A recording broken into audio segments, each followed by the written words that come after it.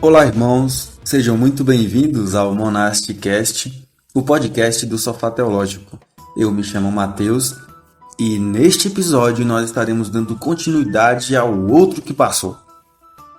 Sendo assim, vamos relembrar algumas coisas. No episódio anterior, nós falávamos a respeito daquilo que o apóstolo João ele diz do verso 1 ao verso 4 do primeiro capítulo. Nós também introduzimos a carta, falando a respeito de seu contexto.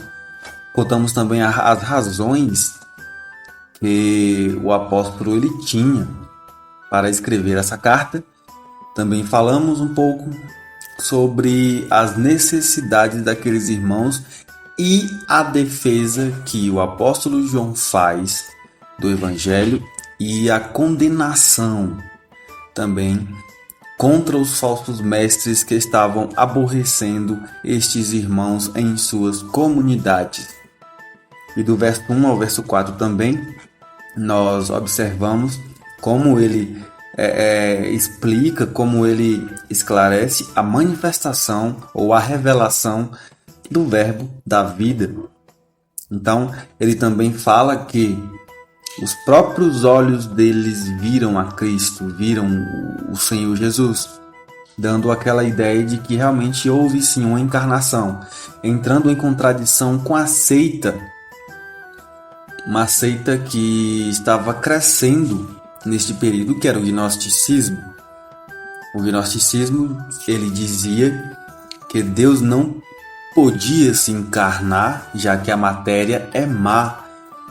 E dessa forma, o apóstolo ele deixa muito bem claro no primeiro verso, quando ele diz: o que temos visto com os nossos próprios olhos. Na verdade, vamos ler um pouco antes, quando ele diz: o que era desde o princípio, fazendo relação com o primeiro capítulo de seu evangelho, o que era desde o princípio, o que temos ouvido, o que temos visto com os nossos próprios olhos, o que contemplamos e as nossas mãos apalparam. Olha mais uma vez, lembrando que a mesma palavra que é utilizada aqui para apalpar é a mesma utilizada quando Cristo ele ressuscita e Tomé ele fica com dúvida se realmente é o Cristo ou não. Então, após todo esse período entre o verso 1 e o verso 4, o apóstolo ele continua no verso 5 falando sobre a natureza do Senhor, a natureza de Deus, na verdade, e a relação do homem com Deus e também de como o crente ele deve agir, uma vez que a natureza de Deus ela pode ser também definida como luz. Deus ele é luz. Então, esses irmãos eles deveriam saber disso. Irmãos, em resposta ao que é dito no verso 3, quando ele diz: o que temos visto e ouvido, anunciamos também a vós outros, para que vós igualmente mantenhais comunhão conosco. Certo? Aí no verso 5, o apóstolo ele escreve da seguinte forma: ora, a mensagem que da parte dele temos ouvido e vos anunciamos é esta. Então, observe que no verso 3 ele diz: o que temos visto e ouvido anunciamos. Então, o que eles têm visto e ouvido e que eles estavam anunciando? Aí no verso 5, obviamente, ele traz um esclarecimento do que seriam essas verdades, ou essa verdade. Ele diz: ora, a mensagem que da parte dele temos ouvido e vos anunciamos é esta, que Deus é luz e não há nele treva nenhuma. Ou seja, o apóstolo aqui está respondendo. Na verdade, o verso 3 não é uma pergunta, mas se nós formos construí-la como uma pergunta, seria a sua resposta. Ele diz: ora, a mensagem que da parte dele temos ouvido e vos anunciamos é esta, que Deus é luz. Ou seja, a natureza de Deus, ele é luz, ele se distingue das trevas. lembrando os irmãos que trevas ele possui significados bastante interessantes dentro da Escritura, tanto luz como trevas. Então, entendemos que luz tem o seu significado no que diz respeito à vida moral, obviamente, e isso deve ser explorado. Então, como assim isso deve ser explorado? A Bíblia, ela nos informa que luz e trevas possuem alguns significados, isso é claro, né? No sentido intelectual, luz se refere ao conhecimento bíblico, né? O conhecimento daquilo que a revelação ela tem para nós, do conhecimento das Escrituras. E luz também, ela possui um sentido moral também, não apenas intelectual, né? No sentido moral, ela se refere à santidade ou à pureza, aquilo que é sadio, que é santo, aquilo que é sagrado. E o termo trevas também possui significados tanto na área moral como também na intelectual. Trevas no sentido intelectual está ligado ao erro ou falsidade. E no sentido moral, se refere à transgressão, ao afastamento, na verdade, ao afastamento de Deus ou das coisas relacionadas a Ele. Então aqui nós temos uma breve descrição que o apóstolo faz do que Deus ele é santo, ele é puro, ele não compactua com as trevas, com aquilo que é vil, com aquilo que é contra os ensinamentos que ele revelou aos seus servos. E ele continua no verso 6 dizendo: se dissermos que mantemos comunhão com ele e andarmos nas trevas, mentimos e não praticamos a verdade. Olha que interessante, meus amados irmãos, porque o apóstolo ele começa a partir do verso 6 a utilizar-se de vários condicionais. Se alguma coisa, se outra coisa, outro se. E cada um dos versos complementa. Cada verso que se segue acaba complementando o primeiro. Por exemplo, o verso 5 ele vai ser complementado pelo verso 6. De que forma? Ele diz no verso 5 que Deus é luz e não há trevas nenhuma nele. Já no verso 6 ele complementa: então, se dissermos que mantemos comunhão com ele e andarmos nas trevas, mentimos e não praticamos a verdade. Olha que interessante, meus amados irmãos. E ele ainda não. Nós podemos extrair o que disso? Se dissermos que mantemos comunhão com ele e andarmos, queridos, andarmos aqui não tem um sentido, né? Não significa a locomoção de um espaço geográfico a outro. Não. Andar aqui é justamente o estilo de vida, é a maneira como você se comporta, a maneira como você vive, né? Então, se nós dissermos que mantemos comunhão com Deus e andarmos e vivermos nas trevas, praticando aquilo que é contrário à luz, que é o próprio Deus, então mentimos e não praticamos a verdade. Outra coisa muito interessante é a prática da verdade, porque a verdade neste texto, neste momento específico, no verso 6, não é o oposto da mentira de forma específica, mas a verdade aqui é aquilo que foi revelado por Deus, aquilo que descreve e mostra ao homem os propósitos de Deus para o próprio homem, aquilo que é concretizado em Cristo também. Aí nós passamos aqui agora para o verso 7, quando ele diz: se porém andarmos na luz, como ele está na luz, mantemos comunhão uns com os outros, e o sangue de Jesus, seu Filho, nos purifica de todo o pecado. Observe que o verso 8 vai complementar o verso 7. Ele vai dizer: se dissermos que não temos pecado nenhum, a nós mesmos nos enganamos e a verdade não está em nós. Então, nós vamos começar do verso 7. Ele diz: Se, porém, andarmos na luz, lembrando que andarmos aqui outra vez não significa a locomoção de um espaço geográfico a outro, mas é o modo de vida, é a forma como você vive em sociedade, é a forma como você, é os trilhos que você anda, na verdade é a maneira como você vive. Se, porém, vivermos ou andarmos na luz, como Ele está na luz, mantemos comunhão com os outros.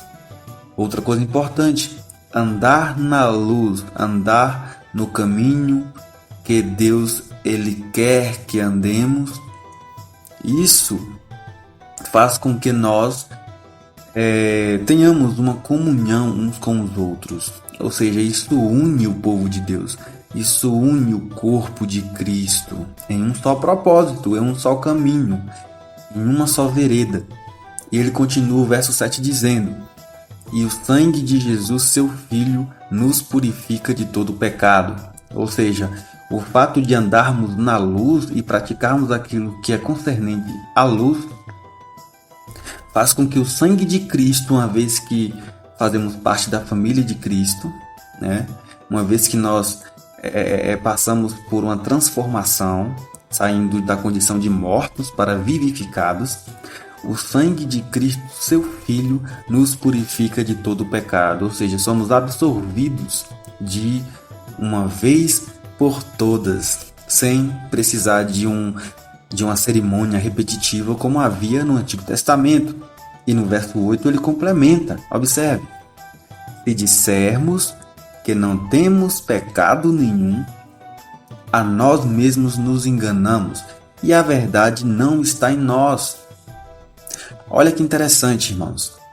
Este versículo ele não apenas complementa o 7, mas ele também condena alguns ensinamentos que estavam sendo aplicados naquela igreja, naquelas comunidades, na verdade, por alguns homens falsos mestres. Eles diziam, principalmente homens que tinham ideias gnósticas, eles diziam que a natureza humana ela não é pecaminosa, ela não é má, tanto que eles pregavam a libertação do espírito daquilo que era mal, que era a matéria. Então a matéria é má, mas o espírito não. E esse espírito, segundo o gnosticismo, haveria de ser liberto. Então não haveria pecado, então não haveria erro.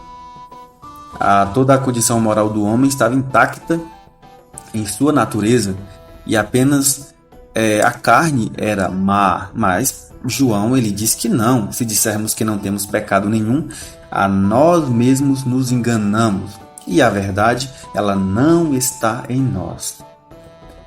Partindo agora para o verso 9, é muito interessante porque ele diz assim: se confessarmos os nossos pecados, Ele é fiel e justo para nos perdoar os pecados e nos purificar de toda injustiça.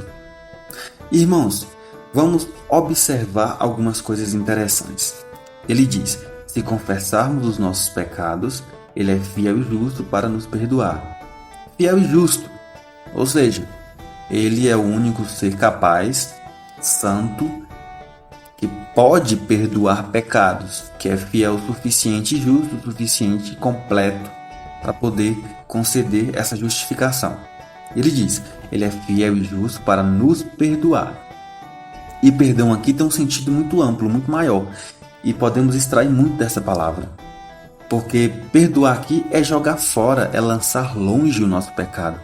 A ideia também aqui, podemos comparar também em uma de suas definições, como por exemplo um marido que se divorcia de sua esposa. Ou seja, é como se o apóstolo João quisesse dizer que nós, quando pecadores, estávamos casados com o pecado. E o Senhor Jesus nos justificou e nós nos divorciamos deste pecado. Ou seja, estamos libertos desta união que desonrava a Deus e que não o glorificava. E ele continua: nos perdoar os pecados e nos purificar de toda injustiça. Purificar aqui também tem um significado interessante. O purificar aqui ele tem aquela ideia, no sentido moral, de que ele não só limpa a sujeira do pecado, mas também a nossa consciência, ela é limpa da culpa, do remorso. Estamos livres de mente, estamos purificados e com a nova disposição mental para aquilo que é bom, para aquilo que é certo. E no verso 9 ele diz: se dissermos que não temos cometido pecado, fazemo-lo mentiroso e a sua palavra não está em nós. Ou seja, se nós observarmos lá em cima, no verso 8, ele diz: se dissermos que não temos pecado nenhum, a nós mesmos nos enganamos. Ou seja, no verso 8, o apóstolo João, ele aponta as consequências para o homem, para nós mesmos. Se nós dissermos que não temos pecado nenhum, nós nos enganamos a nós mesmos. Ou seja, é uma afronta contra nós mesmos. Mas no verso 10, o apóstolo ele intensifica as consequências e leva ela para outro nível, quando ele diz: se dissermos que não temos cometido pecado, fazemo-lo mentiroso. Fazemo-lo quem? Fazemos o próprio Deus mentiroso. Ou seja, é como se nós estivéssemos insultando, ofendendo Deus, afirmando que em nós não há transgressão, não há iniquidade, não há pecado. Mais uma vez, esta é uma forma do apóstolo combater os falsos ensinos gnósticos que estavam crescendo, afirmando que o pecado ele não reinava no homem, não estava ali ainda no homem. Obviamente que o crente salvo em Cristo não é mais cativo do pecado. O pecado não reina nele, embora ele ainda peque. A diferença é que a sua disposição de mente é outra. A mente do crente está voltada para a santificação, para uma vida santa diante de Deus. Uma vida que ele pode olhar para trás e perceber a diferença entre o velho homem que ele era para o novo homem. Tanto que a própria palavra novo, no contexto de salvação do homem, mostra que é literalmente algo que foi renascido. Ou seja, o homem renasceu de novo. É uma nova vida. É um novo nascimento. E ele continua dizendo: fazemo-lo mentiroso e a sua palavra não está em nós. Ou seja, não temos conhecimento de quem é Ele, de quem é Deus, de quem é o Senhor Jesus. Não entendemos ainda aquilo que devemos entender a respeito do pecado, a respeito da salvação, a respeito dos ensinamentos bíblicos básicos que me fazem e te fazem crer que nós ainda assim pecamos e necessitamos da luz que é o próprio Deus. E então, com essas palavras, eu queria dizer aos irmãos que é interessante nós observarmos que a nossa vida ela precisa ser guiada pelo Senhor. Ela precisa estar completamente alinhada com a nossa realidade. Nós fazemos parte de um reino. Nós fazemos parte de um corpo, certo? Que tem como um pai, que tem como alicerce também o próprio Cristo, né? Eu vou melhorar essa frase. Na verdade, nós fazemos parte de uma família que tem como pai o Senhor Deus.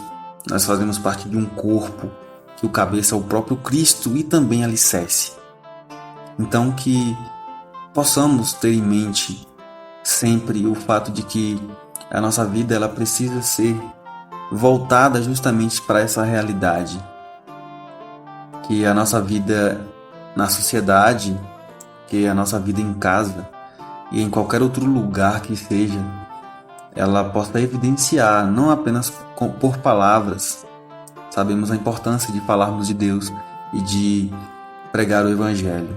Isso é algo que deve estar em nós como sendo uma prática vívida, mas que a nossa conduta, o nosso andar, que os nossos hábitos, eles também mostrem a luz que há em nós através de Cristo. Que o Senhor abençoe cada um dos irmãos e aplique estas palavras em cada coração. Deus abençoe.